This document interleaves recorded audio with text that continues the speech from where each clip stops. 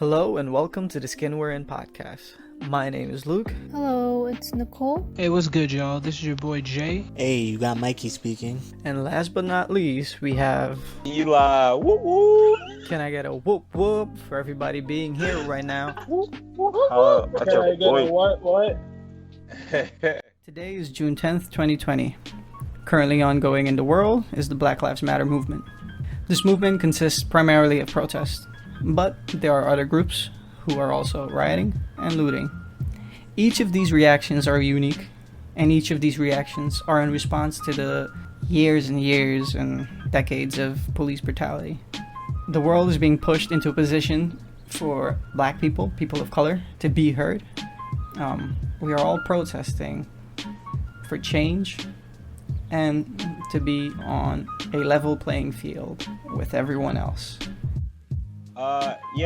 For all of you who don't know what's going on in the world, and I find it really hard for you not to be able to know, given that every fucking person in the world is advocating for rights of coloreds, especially African Americans. In the last, I want to say, within the last month, we've had three people of color, specifically black people, who have died at the hands of either officers or people within their community. One being Ahmaud Arbery, two Breonna Taylor, if I'm not mistaken, and then the third person was George Floyd. And what was most shocking about this was that in the George Floyd death, which was recorded, he had a police officer who not only kept his knee on his neck, he also kept the knee on his back, compressing his lungs, eventually leading to his death. And this sparked a lot of outrage, of course, and it brings up a lot of those tough conversations of police brutality, institutionalized racism, and how a system that's supposed to be here to protect people of color isn't actually here to do that. So and just to go off, what we're seeing in the media is we're seeing three types of ways or responses to these recent deaths, right? We're seeing the people who are protesting. These are the people who are peacefully saying, we actively recognize the wrongs. We are here to abolish it, right? Then we have the two responses which seem to be a little bit more left of what the protest is doing. In a sense, you have the people who are now rioting and people who are looting. Now, I was watching a video earlier. I just saw, and we had shared this and we talked about it. There's a difference between rioters and looters, right? Because the rioters are people who kind of are like the anarchists, or kind of the people who will kind of just who will raise hell, but it's usually only regardless. It's just the way it is, and there's usually an issue to which they raise the hell. But the looters are the people who kind of want to be able to steal, and that's their primary goal, right? And actually, I think this is a good topic.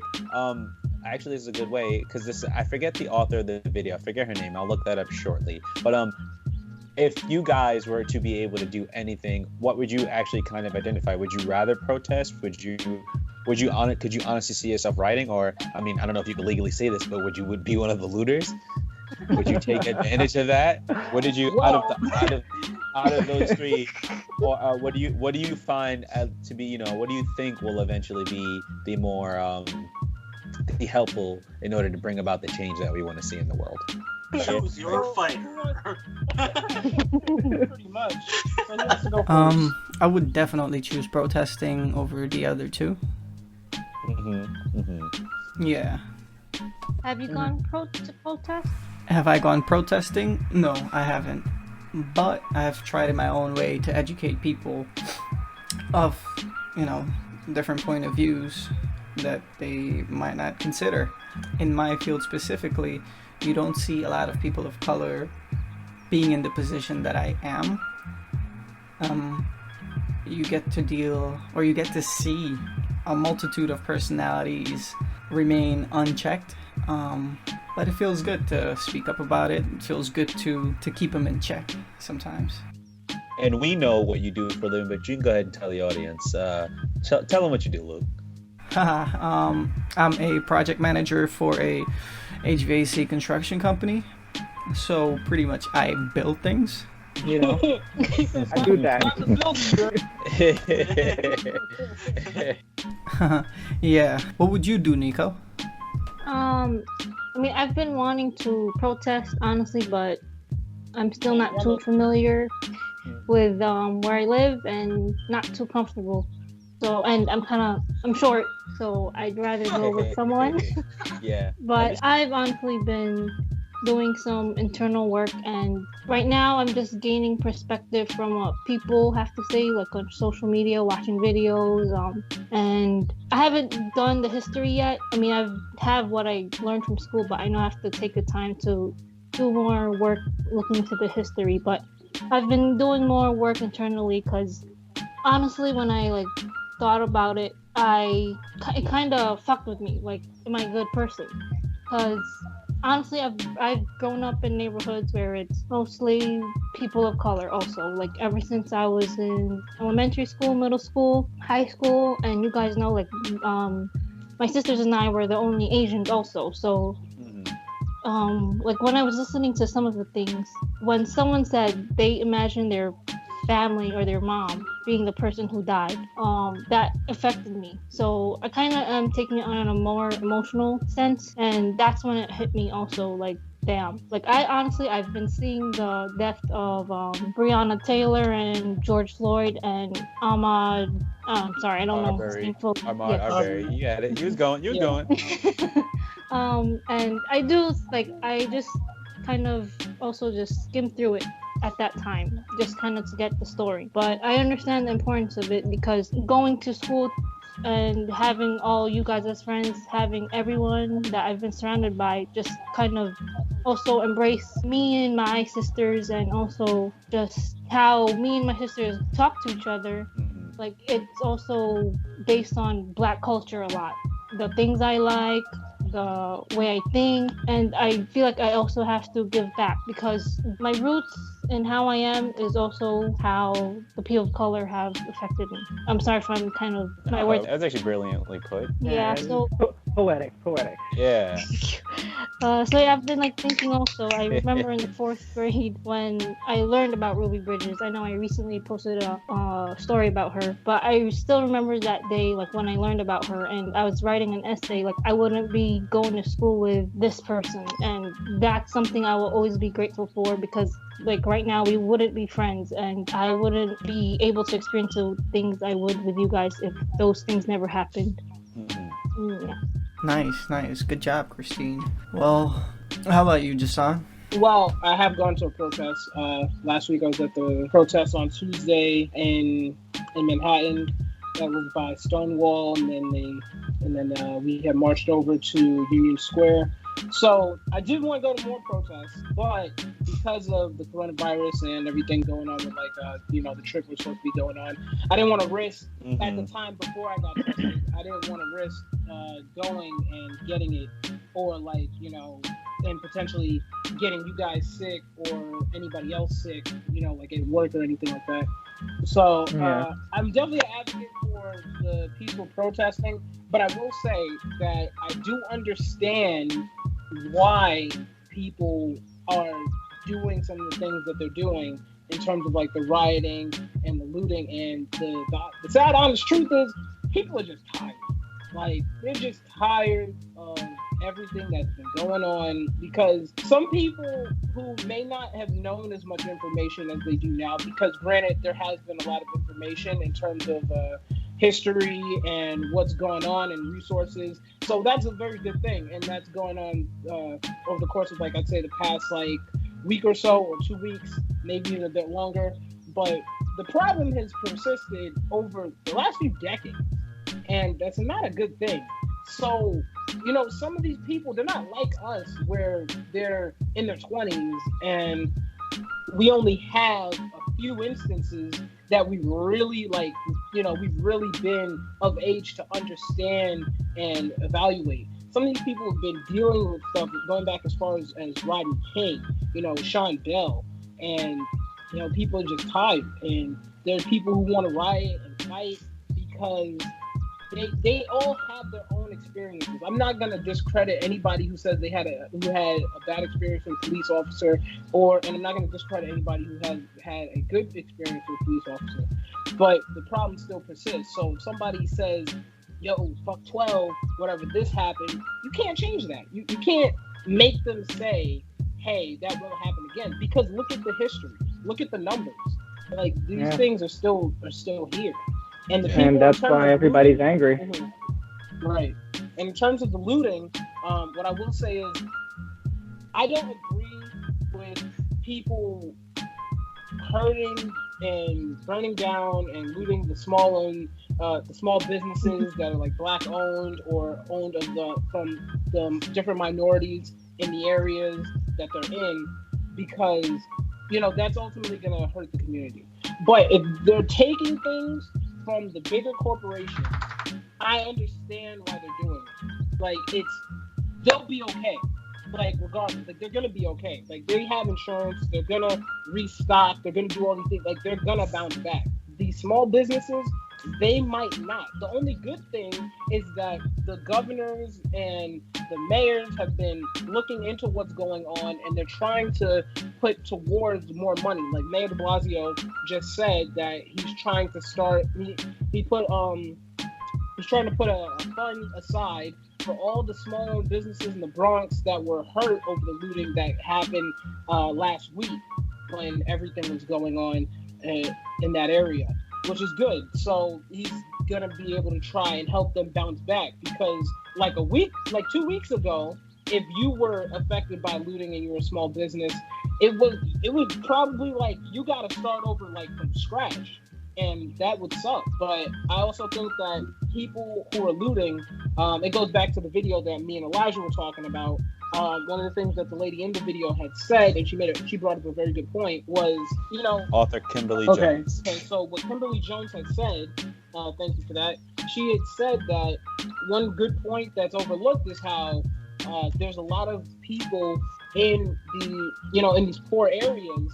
And they just look to, like, if people don't look at them as shit, and they might not look at themselves as shit. So when they get that final opportunity to, like, oh, I get this thing that I need, or this thing that I really want, to maybe they feel better about themselves, regardless of if it's something that they need or if it's something that they don't need. But when they get that one opportunity to take that item or those items that they may need or not, like they feel better about themselves. And it's like, well, when you've been losing for a very long time and you finally get that one win, you feel good. So I'm not gonna judge too harshly on the people who've been looting.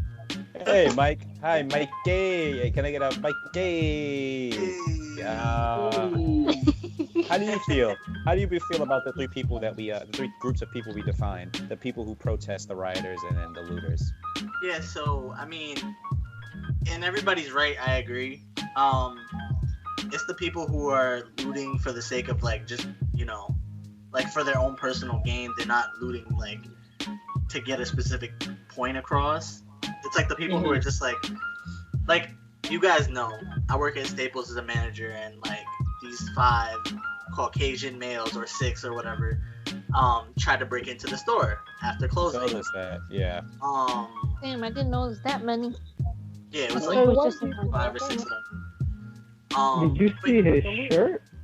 Yeah, shirt got ripped. I got, it was a little punch. I feel like Elijah has hit me harder by accident.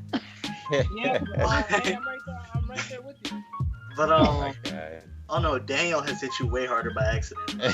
he don't even remember. You podcasters don't know Daniel yet. But in any case, yeah, I mean, I feel like some of the senseless looting. You that don't know, Daniel's a final boss. He's the final boss. All right, go ahead, Michael. He joins the podcast on the last episode. In any case, yeah, I mean, I feel like the senseless looting is nothing more than just people taking advantage. And then the looting that actually, is for a reason, they're going and, taking the stuff. It's a big fuck you to the man and stuff like that, and, big business and things. That stuff I agree with completely, as well as, you walked out with a washer and dryer. He's on the I saw that. Did you guys see the guy that tried to get on the bus with an ATM? Yeah, well, that's just come on. That's actually an old video. That happened like a year or two ago. But people have been on the come up with. He was with the shit. I mean, as for myself, though, I mean, I would be with the protests more than anything else. I'm not trying to put myself in danger. But if I see my friend Jason in the Gucci store, I'm in there. I'm absolutely in there. But, respectable answer. One thing I will say though, apart from like the rioting, the looting, the protesting, is that the biggest part of it for me is it's really educating and combating the deep-rooted, like, I want to say, with separate races like Indians and white people and Asians, like the deep-rooted like dispositions against black people. Like my thing is just educating people, like Indians in general, like myself. I'm Indian from Guyana. Guyanese people are extremely racist, and things I hear them say is not okay, you know. And a big thing for me is just trying to educate people on the fact that, you know, these are people just like you and me, you know, and you can't talk down to somebody because of their skin color. And it's a lot of things, you know, you see it in Spanish communities, you see it in Asian communities, you see it in a lot of communities. And, you know, basically just getting a point across and spreading education and knowledge is a big thing for me, like with all this going on. Yeah. Colorism, being darker, being black, it's always been looked at negative. Yeah. Yeah, it's always been an issue, unfortunately, in this country. I just want to say 2 things on what Michael said, like to piggyback up what he said. That was I agree with him, and I think that it's important. But if you're both in the Gucci store, yeah. If I die, bury me inside the Gucci store. No comment. Nah. What I was gonna say was, I think Michael brought up a good point about how it's important that you know, people need to be able to educate and help others understand the situation so they can better help the situation. Because I like to look at it as this, you know, like you said, racism has always plagued like all different types of communities, and the thing about it is, for those who don't understand, is if the movement is able to bring about change, the change that we all want, everybody, regardless of race, will be able to benefit from it. Because although it comes first, like Black Lives come first, because they're the ones hurting the most right now. Although that's the case, and that's what's being projected, once the change happens and the necessary changes are made, that's going to apply to everybody. So that's going to be good. And I think that everybody who's, you know, at least for the movement, they should be able to at least support the movement in their own way, regardless of if that's showing up to a protest or sharing different knowledge for others who don't know and they want to know, or donating to different businesses or different funding factions and things like that. So I think that would be, you know, it's a good step. Like, support the way you can. So yeah, pretty much what he's saying is that although it is a Black Lives Matter movement, it affects everybody and it's beneficial to everybody. Puts everybody on an even playing field. Because I agree. Some people like to be like, oh, you know, it's all lives matter, and like, you know, we all like look at the situation that happened with these people as well, and it's like, we understand that all lives matter, but when it comes to the Black lives are hurting the most, and they're the most affected, and it's been going over the course of the longest period of time. But if change happens, like, you know, reform and everything, that's going to affect everybody. Like, people are still going to be able to benefit from changes to come. Yeah, and piggybacking off of that, the people who say all lives matter in response to Black Lives Matter, you don't really get the point. In no way, shape, or form are people saying that Black lives matter more than white lives, brown lives, yellow lives. They're just saying that, you know, Black lives haven't mattered, so they should matter now. And which is why the movement is labeled Black Lives Matter. Think of it as finally leveling the playing field for everybody. I agree. It's actually interesting, right? We all know somebody at some point in our lives who said all lives matter in response to Black Lives Matter. But if the platform for all lives matter is truly that all lives matter, you should be 100% behind Black Lives Matter, right? Because you would also be supporting, if all lives matter, you'd be supporting that not only that the you know, oppression that's going on to Black people that's happening within the criminal justice system, as well as the oppression in this country that Black people are facing. That should be you should get rid of it. So if you're truly for all lives matters, as you say, then really you should not only be joining us on these protests, you should also be advocating on our behalf as well. And I think it's interesting that people who really say all lives matter, I think their issue doesn't lie with the fact that we're saying we're just trying to advocate for people, but the root word I think for them is black. I think they attack that word and say, well, honestly, if you're trying to highlight black lives, why can't we highlight all lives? And it's like, again, like Lou said, you're truly just missing the point. We're leveling the playing field, and that if you can't understand that you're trying to level the playing field, that means you truly don't want the playing field to be leveled, which means that not only are you only accepting the fact that you have some type of higher position, and I use that in air quotes because you damn sure don't. You're accepting the fact that you would have what is that called? Privilege. You're accepting the fact that this country has given you a privilege that you just don't want to be taken away. I'd rather you say you don't want your privilege to be taken away. That's a better statement than you saying, well, all lives matter, black lives, no one worries about black lives. Say you don't want your privilege taken away, because then I know how much of an asshole you truly are, as opposed to you trying to disguise it behind saying all lives matter, as if your movement is some type of platform that's greater than Black Lives Matters. Mm-hmm. It's just, I don't know. It's time. I think that's the best part about our generation, at least, right? And I think someone mentioned this earlier, is that the change that's gonna happen is gonna happen with our generation, because our generation has such a short window for things that have happened to us, and we're the generation that deals best with change. So we want the change, and we're seeking the change actively, as opposed to the other generations who kind of just can see the problem but aren't able to go about fixing it. Right. And it's not to say they couldn't. It's just not being able to make that change. It's, again, we're looking at a system that's built to oppress people of color, and specifically black people alone. So having to fight a system that's not meant for you is 10 times harder than just trying to be a regular person in this country. So that's what I take away from it.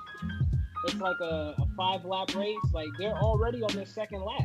Like, we're starting on our first, and then we're trying to catch up, and it's just harder. It's not as easy. Like, when areas aren't given the same resources that other areas have, it makes it more difficult for people. Like Eli, for example, your family's been here for a while, right? For a while. We have deep roots in the South, like most of my kind. And what I'm pretty much trying to say is that there was never really a platform to be able to take advantage of the privilege that was there for everybody else, For example, a family that is maybe second or third generation but never had the platform to actually access those privileges will never be able to send their child to a $20,000-$30,000 pre-K to 12th grade education, or the $50,000 college education. When I graduated high school to college, I had to really think about where I wanted to go, because I had to be able to afford it. You start off in a hole, and you take your education, and it's up to you to figure out how to get out of that hole. And you think it's the only way. You think it's the only thing to do. I wish someone had approached me about the other options available, like going to trade school. You can, graduate at 18, 19. You get into a union, although it's a little difficult. You get into one, and by, in a couple of years, you most likely have no loans and you're pretty much well off. But that knowledge is not available to everybody, because the previous generation didn't know or didn't have that knowledge available to them, so they couldn't pass that on to the following generation. Whereas people who have that privilege already know the system. Us minorities, we still have to figure out the system and how to make it beneficial to us, which brings it back to this whole Black Lives Matter movement. We are just leveling the playing field. Oh, agreed. If you're not well off, if you're not well off right now, your children are not going to be well off. Your legacy is not going to be the same as another person, or is in that position to take full advantage of that. Yeah, that's the majority of the world. Well, the country, I guess you could say, like, in a sense, in certain areas.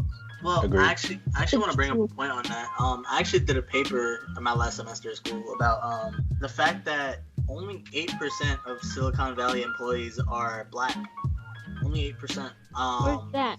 That's like the big like tech industry type stuff, like Apple and Microsoft and stuff. And It's the location of like multiple tech industries. Okay. Oh, yeah, okay. Silicon Valley you said, so I didn't know where that was. Okay. yeah, so there's more like female employees and of different color, and there's a huge population of white employees, like male white employees, but only 8% of black male employees work at Silicon Valley businesses, which was like an astonishing fact. But in that paper, I delved deeper into the opportunities available to different people of color. Me myself, being a person of color, I was able to go to a career in technical high school, where I picked up, a certification in networking and things like that, which is widely available, but it's that higher education, like college education, and the recommendations, the deeper roots in the Silicon Valley society and things like that, that are allowing the white males to propel farther into the industry, which is, a prime example of things like that. Yeah, they have the connections. Yeah, Yeah, that's what the world is Goes made into of, the connections. It's who you know type of thing. I was listening to a podcast like a few months ago or something, maybe last year, but it was an ex-cop basically, and I forgot what state he was in, but it was kind of like, it was Chicago, but it was like a high crime rate community Chicago. that he was saying, maybe, yeah, but he was white, the cop was white. It was a Joe Rogan podcast. He's been a guest kind of multiple times. Love Joe Rogan. But yeah, he like basically opened up about like how that community he was surveilling, it was a black community, and he really exposed like how they try to keep the community the way it is.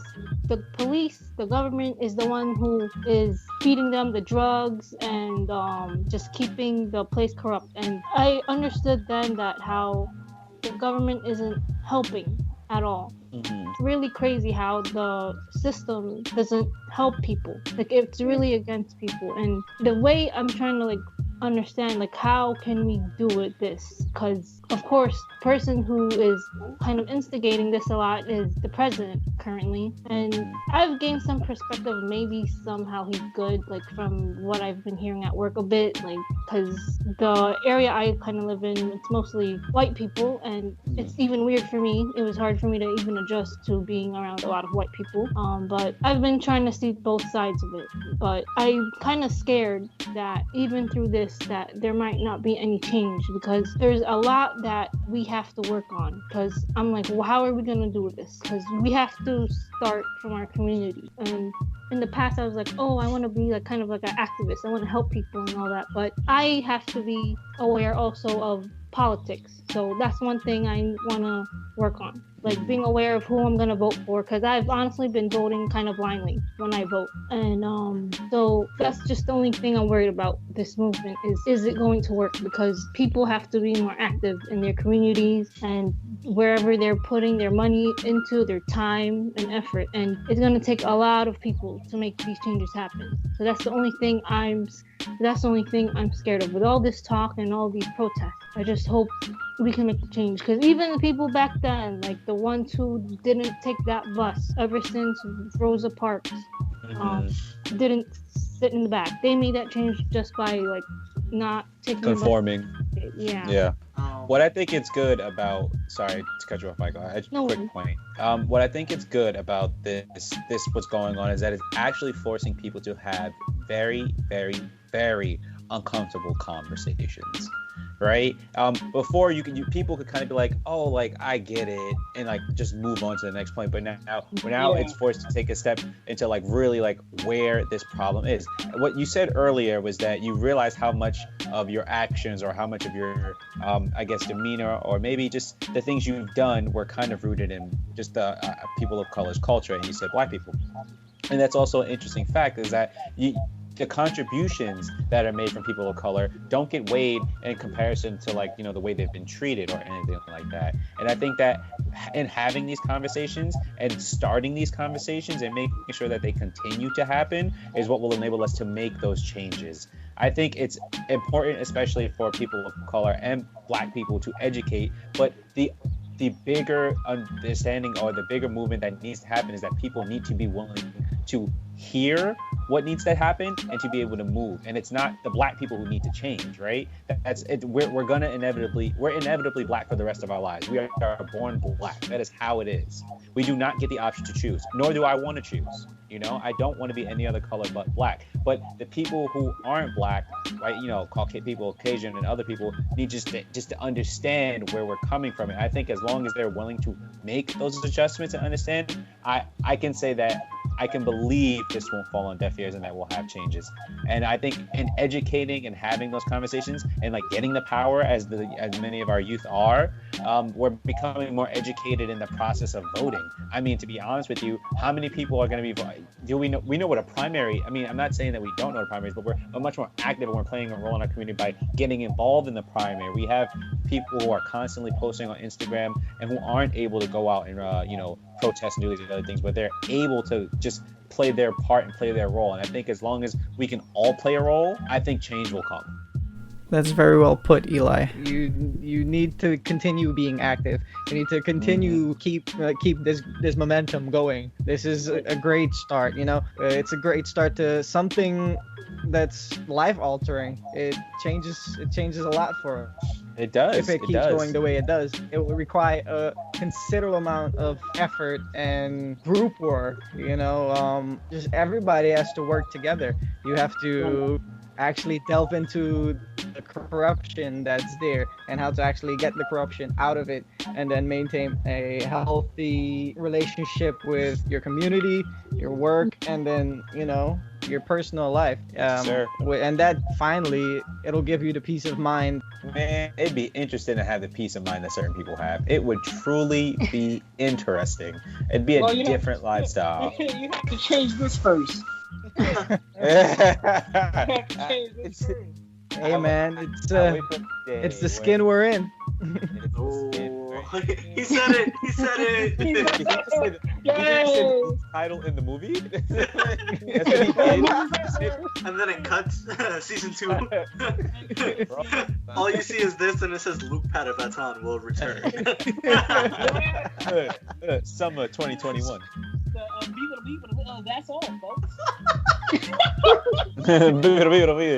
And with that, we come to the conclusion of our first episode. Thank you for tuning in. This is The Skin We're In. Much love to you and yours. Peace out.